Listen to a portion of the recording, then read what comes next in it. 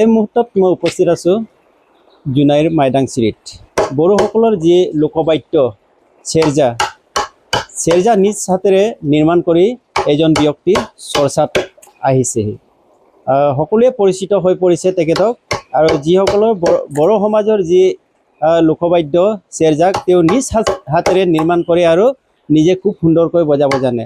আমি তেখেতৰ বাসগৃহত উপস্থিত আছোঁ আৰু তাৰ আগতে আমি তেখেতে চেৰজা বনাই থকা আমি পৰিলক্ষিত হৈছোঁ। সেই পৰিৱেশ আমি প্ৰথমে কেনেদৰে চেৰজা নিৰ্মাণ কৰি আছে সেই নিৰ্মাণ কৰা পৰিৱেশ আমি ND24 দৰ্শকসকলক প্ৰথমে দেখুৱাবলৈ চেষ্টা কৰিছোঁ।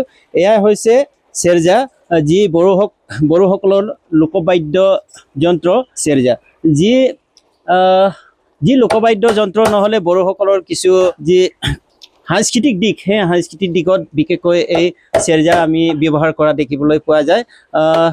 আমি পৰিৱেশ দেখুৱাই আছোঁ তেখেতে কিমান ইয়াত চেৰজা নিৰ্মাণ কৰি আছে আৰু কিহৰ কাৰণে ইমান গাল তেখেতে নিৰ্মাণ কৰি আছে এই চেৰজা, আৰু তেখেতে কেতিয়াৰ পৰা নিৰ্মাণ কৰি আছে এই সকলো কথা আমি তেখেতৰ পৰা জনাৰ আগতে আমি প্ৰথমে পৰিৱেশ দেখুৱাই আছোঁ ND24 দৰ্শকসকলক। এয়াই হৈছে চেৰজা নিৰ্মাণ কৰি আছে আমাৰ যিজন চৰ্চিত হৈ পৰিছে জোনাইবাসীৰ কাৰণে বা অন্যান্য অসমৰ সকলো লোকে তেখেতক চিনি পাবলৈ সক্ষম হৈছে। আৰু তেখেতৰ লগত আমি কথা পাতিম আৰু তেখেতৰ পৰিচয় আমি তেখেতৰ মুখৰ পৰা আমি ND24 দৰ্শকসকলক জানিবলৈ দিম। হয়, যিহেতু আপুনি খুব সুন্দৰকৈ চেৰজা আৰু বাঁহী বজাব জানে বুলি আমাৰ ND24 দৰ্শকসকলক আপুনি চেৰজা আৰু বাঁহীৰ কিছু সুৰ বজাই শুনাব নেকি? আগত আমি ND24 দৰ্শকসকলক তেখেতৰ পৰিচয়টো আমি প্ৰথমে ল'ব বিচাৰিছোঁ বা জনাব বিচাৰিছোঁ। আপোনাৰ নাম? হয়, নমস্কাৰ জনাইছোঁ। মোৰ নাম দীপৰাম বড়ো। মই মাইদাংচি গাঁওবাসী হয়। মোৰ এইটো পোষ্ট অফিচৰ জোনকাৰেং জনাই আৰু জিলা ধেমাজি আছাম। এতিয়া আমি ND24 দৰ্শকসকলক আমাৰ দীপু দাদাৰ খুব সুন্দৰ এটা চেৰজাৰ সুৰ আমি শুনাবলৈ চেষ্টা কৰি আছোঁ। চেষ্টা কৰিম।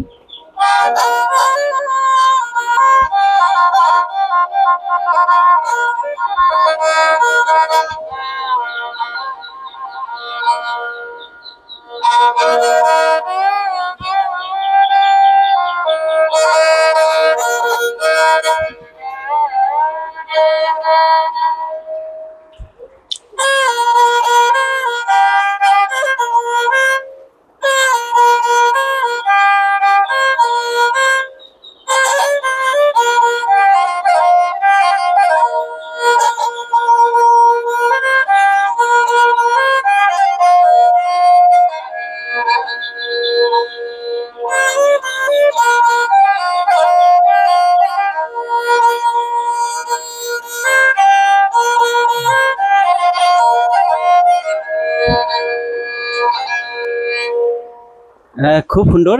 এতিয়া আমি আপোনাৰ মুখৰ পৰা আমি এটি বাঁহীৰ কলি আমি শুনাব বিচাৰিছোঁ আমাৰ ND24 দৰ্শকসকলক। আচ্ছা, চেষ্টা কৰিম।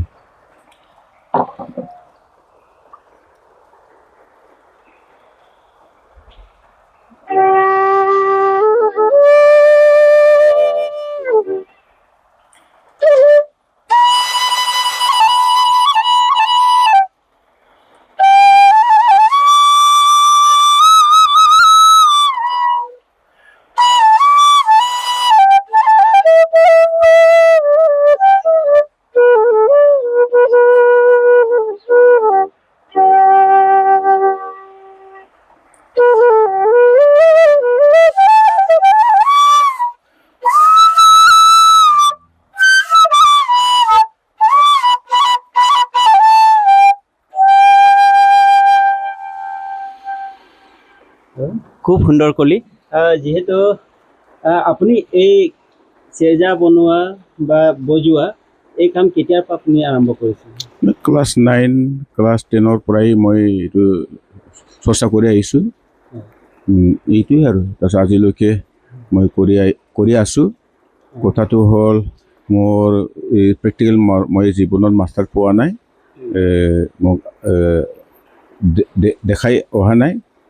মই লোকৰ বজোৱাবিলাক শুনি পেলাই মই নিজে বনাবলৈ চেষ্টা কৰিছোঁ আৰু মই বহুত লোকৰ পৰা চেৰজা বনাইছোঁ কিন্তু বহুত মোৰ কাৰণে উপযোগী হোৱা নাই আৰু ময়ো বহুত বনাইছিলোঁ উপযোগী হোৱা নাছিলে বহুত ৰেজেক্ট হৈছে কিন্তু এতিয়া সঠিক চেৰজা মই বনাব পাৰোঁ বুলি মই ক'ব পাৰোঁ আৰু আপুনি নিজৰ প্ৰচেষ্টাৰে মানে এইবোৰ শিকি লৈছে বনোৱা আৰু বজোৱা সকলোখিনি শিকিছে যিহেতু আপুনি ইমানখিনি শিকিছে আপুনি আৰু যুৱকসকল আপোনালোকৰ যিসকল বড়ো সমাজৰ যুৱক এই যুৱকসকলে আপোনাৰ পৰা এই কিবাখিনি শিকিব আহেনে বা চেৰজা বজোৱা বা বনোৱা কিবা হয় এতিয়াতো আপুনি দি আছে নেকি হয় এইটোতো আপুনি ভাল কুৱেশ্যন কৰিছে ধৰি লওক এতিয়া আমাৰ না ফাৰ্ষ্ট টাইমতো আমাৰ এতিয়া ফ'ক ইনষ্ট্ৰুমেণ্টটো ফ'ক মিউজিকটো ফাৰ্ষ্ট টাইমত মোৰ বড়োবিলাকে আহিব এতিয়া বহুত মানুহে বহুত গেপছ হৈছে যি সময়ৰ পৰা মোৰ লগত শিকিব লগা আছিলে এতিয়া বহুত লেটত শিকিছে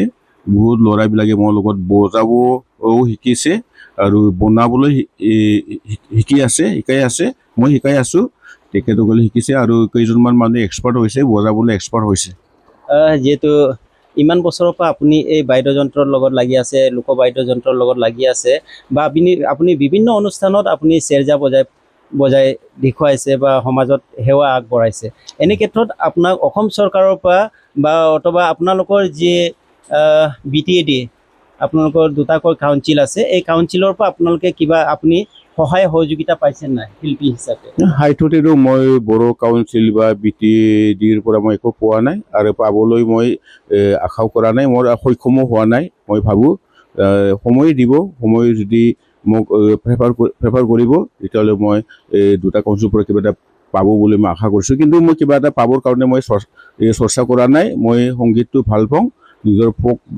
মিউজিকটো মই ভাল পাওঁ বুলি মই চৰ্চা কৰি আছোঁ আমাৰ অসম চৰকাৰে আপোনাক কিবা অনুদান কিবা দি হয় মই ক'ব লাগিব আমাৰ এই সময়ত কংগ্ৰেছ গভমেণ্ট আছিলে এই সময়ত মই কল্পতৰু বুলি কিবা দিছিলে শিল্পীবিলাকক বা কিবা এটা বিশেষ ব্যক্তিবিলাকক মোৰ শিল্পী হিচাপত মই 5,000 পাবলৈ সক্ষম হৈছোঁ লগতে আমাৰ MEC তৰফৰ পৰা একেলগে আছিলোঁ আমি MECৰ পৰা মই 10,000 টকা পাবলৈ সক্ষম হৈছোঁ আৰু আমাৰ এই COVID-19 কিবা আছিল না আমাৰ ইয়াত সৰ্বানন্দ সোণোৱাল ছাৰ আছিলে CM আছিলে তেখেতৰ পৰা মই 50,000 পাবলৈ সক্ষম হৈছে ইয়াৰ বাহিৰে মই একো পোৱা নাই আৰু আশাও কৰা নাই হাইটতে হয় এইজনে হ'ল আমাৰ লোকবাদ্য নিৰ্মাণ কৰা বা লোকবাদ্য বজোৱা আমাৰ একমাত্ৰ আমাৰ জোনাৰ পৰিচিত বা সকলোৱে চিনি পোৱা এই দীপু বড়ো দাদাই কিন্তু এই প্ৰচেষ্টা একমাত্ৰ নিজৰ ইচ্ছা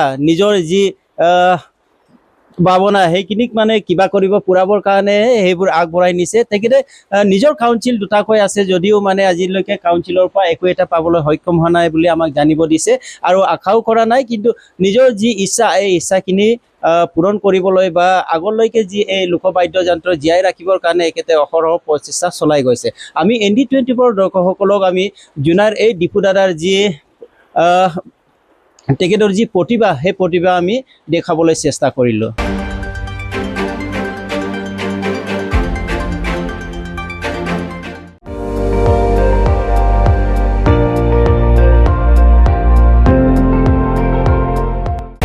আপুনি চাই আছে ND24 সৰ্বশ্ৰেষ্ঠ নহয় সৰ্বোত্তমৰ দৌৰ